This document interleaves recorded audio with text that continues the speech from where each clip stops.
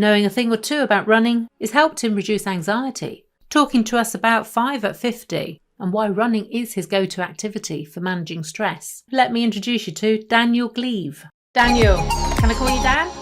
Yeah, of course. In general, how long does it take? How long do they allow to do a marathon? Well, Kipchoge on Sunday did a new world record, 2 hours, 1 minute and 9 seconds. Wow. Which, that's ridiculously fast. For me, my best is 3 hours 55. Okay, so what is 5 at 50 mean?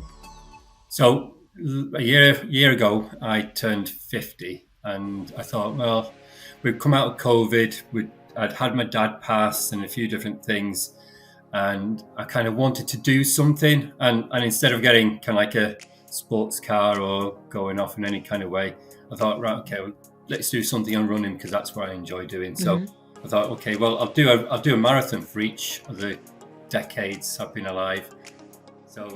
Because we look at people and think, oh, I'm sure they're fine. They don't suffer from anxiety. And you don't know what goes on behind closed doors. Not everybody wants to share. A lot of people are private. You might be able to hear my coffee machine maker going off. That's okay. Can you make us all one? Listeners, do you want a coffee?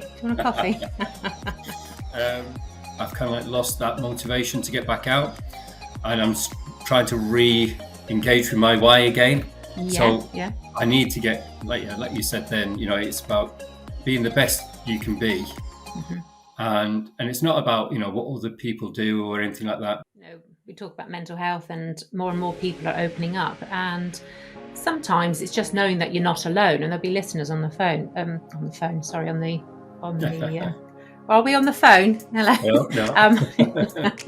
And your legs are going up and down and everything else. So you're moving all over the place. So you need to have good core strength to keep it all together and keep it and keeping upright. Yeah, exactly. And upright, that's another good, important point. So all that takes energy. I think I'm classing running as a bit of an extreme sport for me, actually, but it probably isn't, but it isn't. And again, we'll come back to resistance training. But you can get some people who are very good runners and very experienced that have very peculiar styles. Okay. What I try and do is mix up the distances. My favourite is a marathon, but I do enjoy doing a 5K, 10K, 10 miles, 30K. Because when you look at somebody who is competent, they become competent through practice, through training. You almost have to remind yourself that they started somewhere.